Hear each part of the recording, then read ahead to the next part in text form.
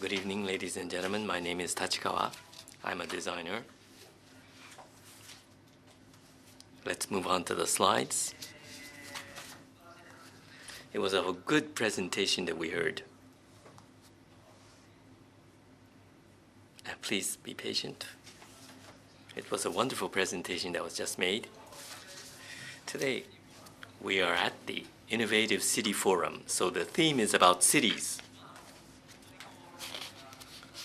And there were two cities which has great momentum that offers a great case study for us that is of reference to us. When Mr. Shono introduced things, he mentioned that in regard to Tokyo,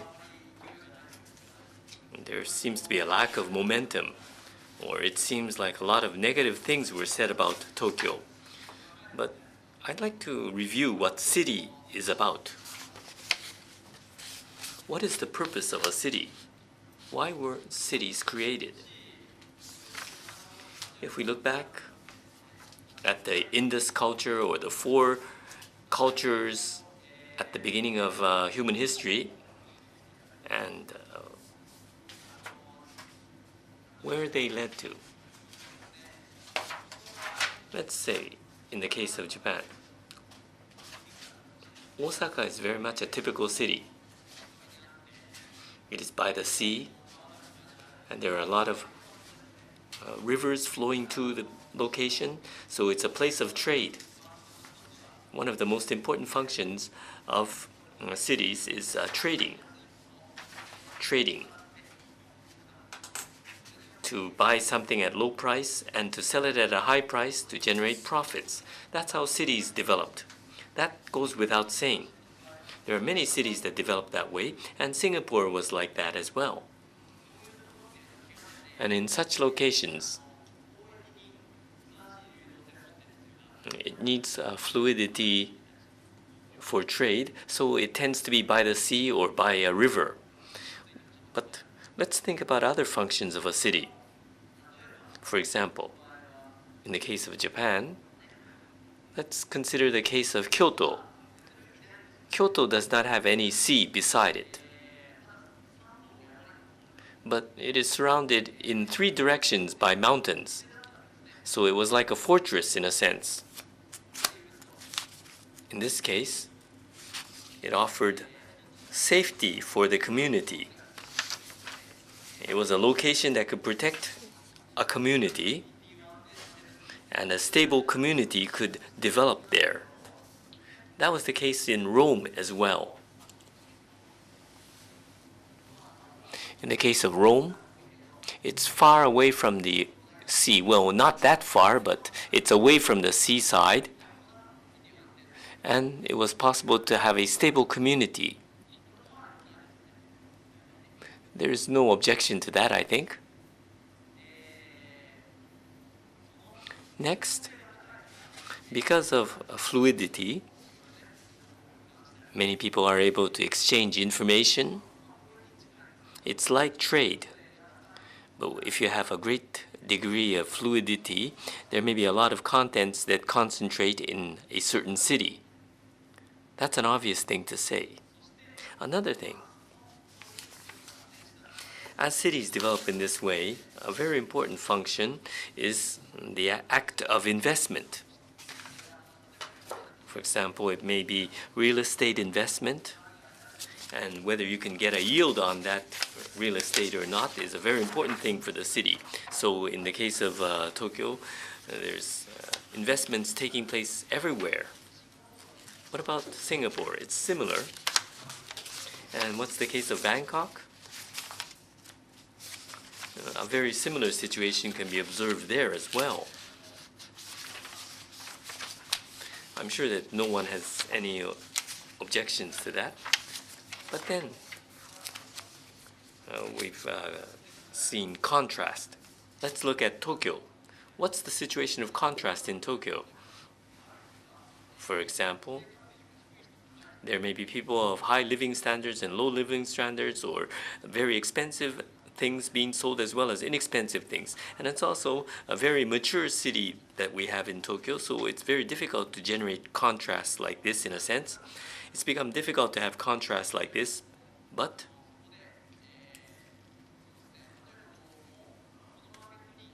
in a certain market, there was mention about investments. Will there be a lot of growth even if investments are made in a certain market? Or are the growth rates going down? The investments may not be increasing as it had been the case in the past. And there's another aspect, that of safety. What about the aspect of safety? We have food, lodgings, clothing, and a place to live, but we are not free of insecurity.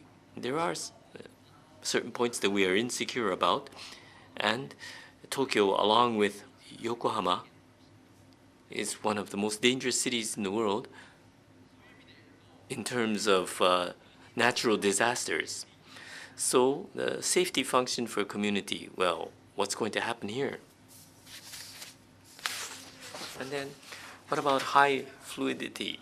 Because we have a mature society, there are large corporations, or there are unconnected segments of communities that create a hierarchy that is not mature. So perhaps there is a lack of fluidity here. Then what should be done? What is there to do? The people of Tokyo are represented by me, and we heard a message of hope from the two other speakers, but now we have to worry about what the fate of Tokyo is. I'm sorry to say this, but to rethink this would be a positive thing. I'd like to talk about positive aspects about these 4 points. How can this be pursued? The idea is that an innovative city is to be created, or that Tokyo develops into an innovative city once again. So how do we create contrast? Or how do we once again create a safe community? Or how do we once again establish a high level of fluidity? Or how do we generate new investments? If we're able to do these 4 aspects, then we will become an innovative city. So what I'm talking about here is not because I am participating in a declining city forum, because that is not the case. And I want Tokyo to become better. So there should be a case study. I'd like to talk about the great disaster. When the great earthquake occurred, a terrible circumstance happened.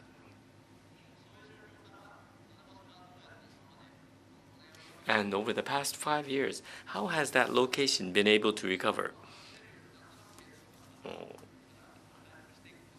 There is the process of liberation that Tokyo can once again experience that is similar to the case of the recovery from the great disaster.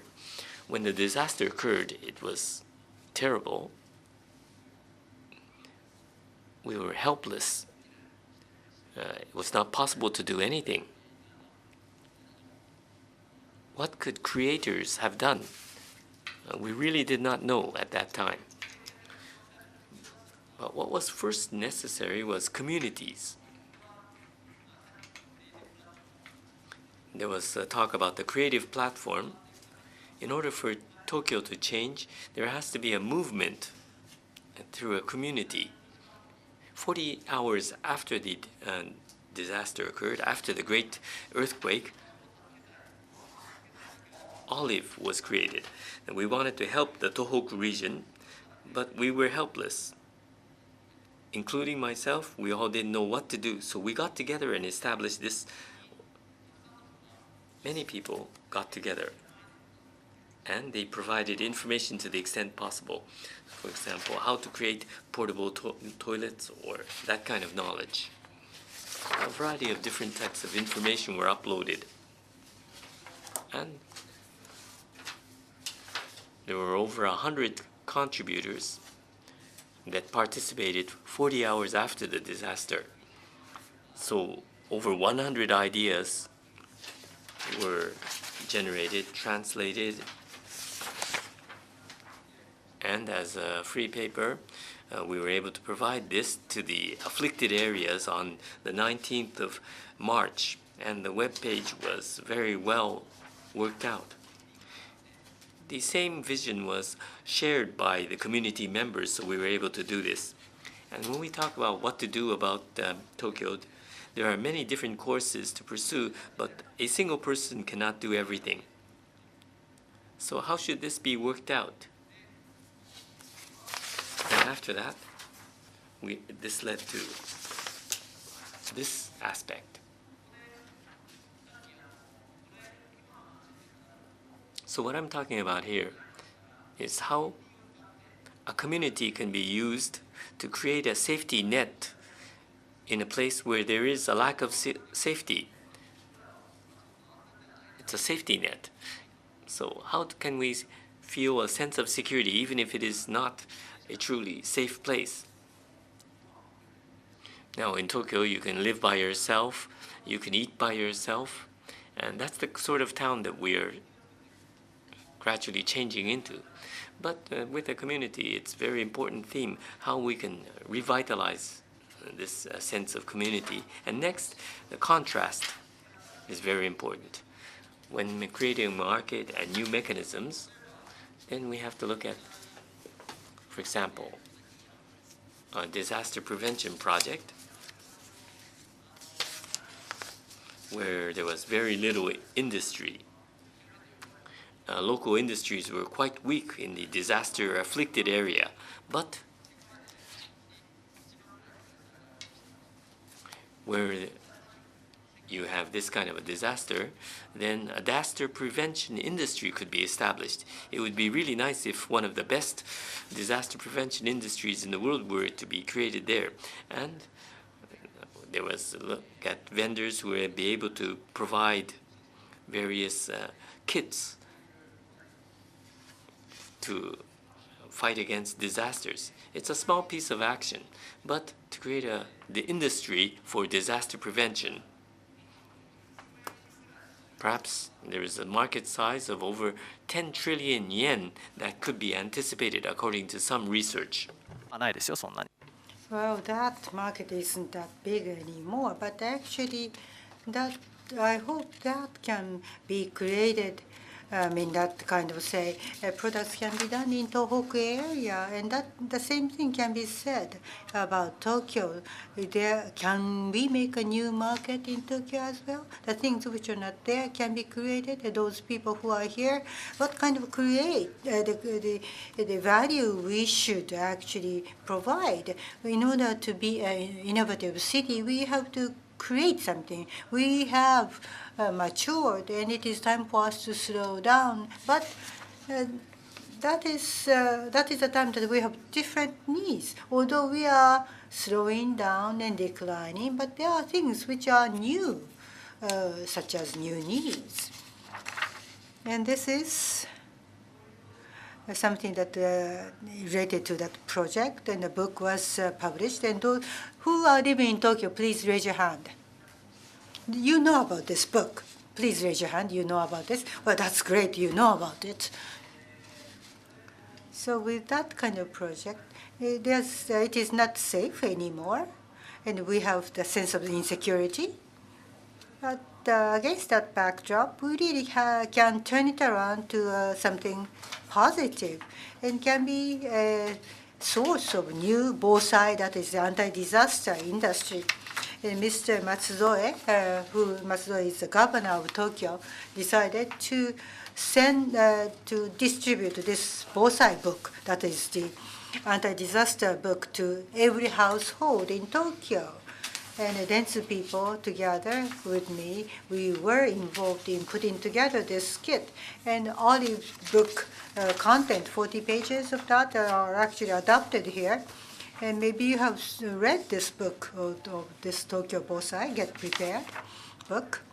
Of course, it's not fun. It hasn't been a fun movement when it comes to be prepared for the disaster. But if you turn on a different switch. Maybe it has changed people's way of looking at it. Maybe people got interested in this. So the activity, the new activity can create a new connection. So Tokyo right now is not safe anymore. It doesn't have enough community, but can we make it more interesting? I think that is about creativity. So in doing so, this project, 7.5 million